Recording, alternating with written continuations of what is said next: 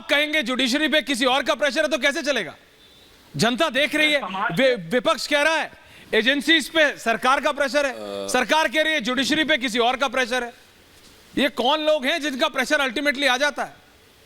All three please. देखिए जी, कभी कभी बोलने से पहले थोड़ा सा भावना की बजाय तथ्य पे ध्यान देना चाहिए। पंकज जी ने कहा 600 अनजान वकीलों में। हरीश साल्वे इंटरनेशनली रिनाउंड हैं, भारत के तो जो रह चुके हैं सॉलिसिटर जनरल, इंटरनेशनल कोर्ट में रह चुके हैं, और ये वही थे जिन्होंने अभिनंदन का मुकदमा लड़ा था। वो आपको अनजान नजर आते हैं। जो नाम आपने पढ़े उसमें से जो मुझे ध्यान आ रहे हैं, Adish Aggarwala bar council of India के चेयरमैन रह चुके हैं, ये अनजान है। Pinky Anand additional solicitor general Bharat सरकार की रह चुकी हैं, ये अनजान है। बता के कुछ बोलने लगना अनजान वकीलों से, हाँ, मगर ये वास्तविकता में शक्तियां अनजान हैं जो काम करती हैं। याद करिए कश्मीर फाइल्स फिल्म का वो डायलॉग, सरकार भले ही उनकी है पर सिस्टम हमारा है। और मैं बताता हूं जुडिशरी को कैसे प्रेशर में लेने का प्रयास किया जाता है। जब 2002 का गुजरात का दौर था तो पहले भारत सरकार नेशनल ह्यूमन राइट कमीशन की रिपोर्ट लगाती थी बगैर तथ्य के, फिर एनजीओ लॉबी उस पर बोलना शुरू करती थी, फिर उसके बाद विदेश से बैठी हुई शक्तियों के द्वारा अंतरराष्ट्रीय कई मीडिया हाउसेस उस पर बयान देते थे, ताकि जब मामला कोर्ट में जाए तो कोर्ट पे प्रेशर बिल्डअप किया जा सके। यद्यपि कोर्ट ने समय समय पर अपने बिल्कुल पॉलिटिकल जुरिस्प्रूडेंस का परिचय दिया है। गजब कई लोग तर्क देते हैं साहब, अगर इलेक्टोरल बॉन्ड के ऊपर कोर्ट ने नियम को खारिज कर दिया, ये तो नियम था ना कि वो कॉन्फिडेंशियल रहेगा, तो लोकतंत्र की जीत है। और पीएमएलए में कहते नियम ऐसा है इसलिए हम अंदर हो रहे हैं, उसमें कोर्ट खारिज नहीं कर रहा है तो वो भाजपा का दोष है। गजब है साहब। अब ये बताइए, वही कोर्ट चंडीगढ़ पे वो निर्णय देता है जो आम आदमी पार्टी को अच्छा लगता है तो ये लोकतंत्र की जीत है। वही कोर्ट इनके नेता को जमानत नहीं देता है तो लोकतंत्र की हत्या है। वही कोर्ट राहुल गांधी की सदस्यता बहाल कर देता है तो लोकतंत्र की जीत है। और वही कोर्ट, अब मैं फिर कह रहा हूं, यह आज का कोर्ट नहीं, पुनः जास्मीन जी और पंकज जी, ये 17वीं लोकसभा चल रही है, 18वीं के लिए हम चुनाव में जा रहे हैं। 16वीं, 15वीं, 14वीं, 12वीं, 11वीं, पिछले 30 साल की एक लोकसभा बता दीजिए जब इन सारे नेताओं ने भ्रष्टाचार के आरोप में कोर्ट कचहरी के चक्कर न काटे हों।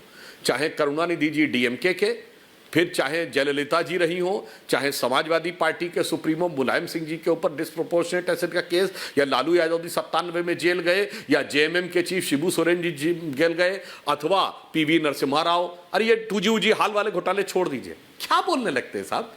तब भी कोर्ट जो था वो भाजपा की वजह से कर रहा था, मतलब जब मोदी जी अमित शाह जी राजनीति में भी नहीं थे तब भी वो उसकी वजह से कर रहा था। हकीकत ये कि आपकी फितरत है, इस कारण से आप करते हैं। और आम आदमी पार्टी देखिए, जैस्मीन शाह जी क्या बोल रहे हैं, वो तो हम उनसे लड़ नहीं सकते इसलिए ऐसा कर रहे हैं।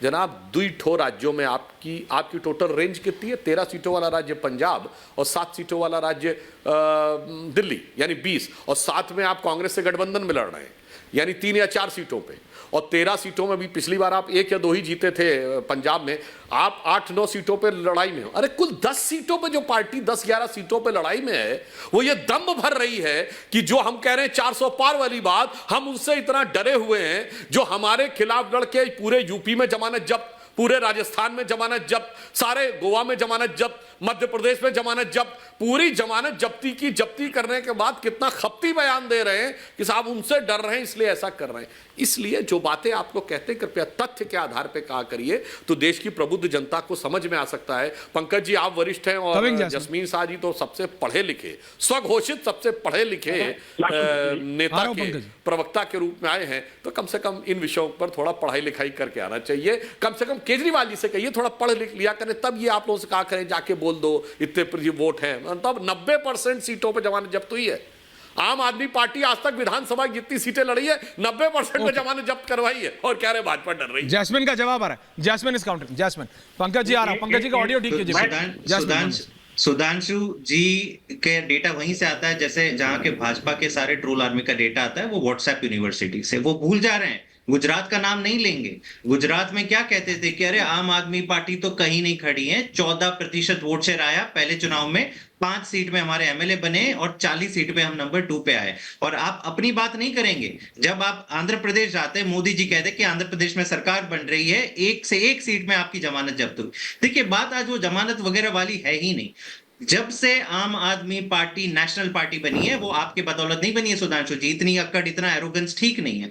देश की जनता ने आम आदमी पार्टी को एक नेशनल पार्टी बनाया। क्यों बनाया है? क्योंकि वो एक विकल्प चाहती है, एक पढ़ी लिखी ईमानदार पार्टी चाहती है। और जब से गुजरात में आम आदमी पार्टी का अच्छा वोट शेयर आया, नेशनल पार्टी बनी, तब से ये कथित शराब घोटाले में ईडी, सीबीआई सब लोग को घुसा दिया भाजपा ने।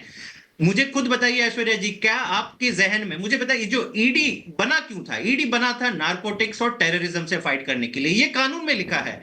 अब पिछले 10 साल में एक टेररिस्ट या नारकोटिक्स या ड्रग स्मगलर आपको याद आता है जिसको ईडी ने बंद किया हो? लेकिन कितने आम आदमी पार्टी के नेताओं को बंद किया है? अरविंद केजरीवाल, सत्येंद्र जैन, मनीष सिसोदिया।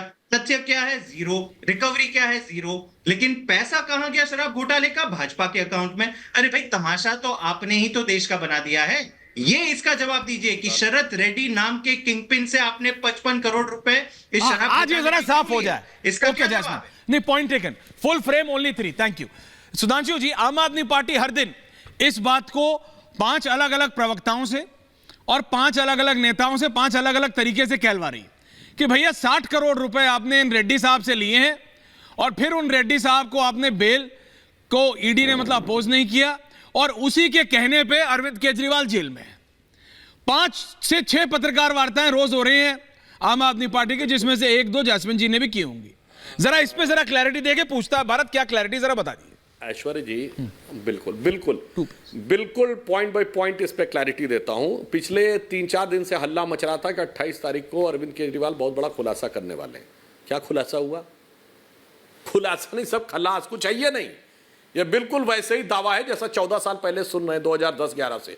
आज इसके खिलाफ खुलासा, आज इसके खिलाफ खुलासा, कॉन्स्टिट्यूशन क्लब में प्रेस कॉन्फ्रेंस होगी, इंडिया अगेंस्ट करप्शन वाले ये करने वाले। वैसे ही आज साबित हुआ कि खोदा पहाड़ निकली चुहिया, जो एक कहावत होती है। अब आपको बताता हूं कितना मजेदार तर्क दे रहे हैं कि ये मिस्टर रेड्डी, हां बता रहा हूं, मिस्टर रेड्डी को फायदा पहुंचाया इन्होंने, दारू का दरिया बहा के दरिया दिली दिखाई इन्होंने, और उनके साथ मीटिंग की इन्होंने, और पैसा उन्होंने दिया भाजपा को भी नंबर 1 में। मतलब ये सारे करोड़ों दर्शक जो आपके सुन रहे होंगे, सोचिए कि मतलब एक व्यक्ति जिसको सारा फायदा दिल्ली से मिला और दिल्ली के उसका जो बयान है जिसमें कि इस बात की भी बात है कि विजय नायर के लिए उन्होंने कहा कि मेरा अपना आदमी है जिसके लिए केजरीवाल जी का वो फोन नहीं मिल रहा है, पासवर्ड नहीं मिल रहा है, लैपटॉप नहीं मिल रहा, वगैरह वगैरह, मगर वो भाजपा को पैसा देगा। जबकि पैसा, एक और बात बता दूं, इलेक्टोरल बॉन्ड में कंपनी देती है, कोई व्यक्ति नहीं देता है। कोई बात नहीं, अगर आपने कहा वो कंपनी पे व्यक्ति का नियंत्रण था, वो भी मान लिया, तो साहब वो तो हमें तो नंबर 1 में दिया चेक से, और आपको कह रहे हो फायदा दिया आपने। अरे जनाब, ये नंबर 2 का पैसा नंबर 2 में दिया जाता है, नंबर 2 के काम का।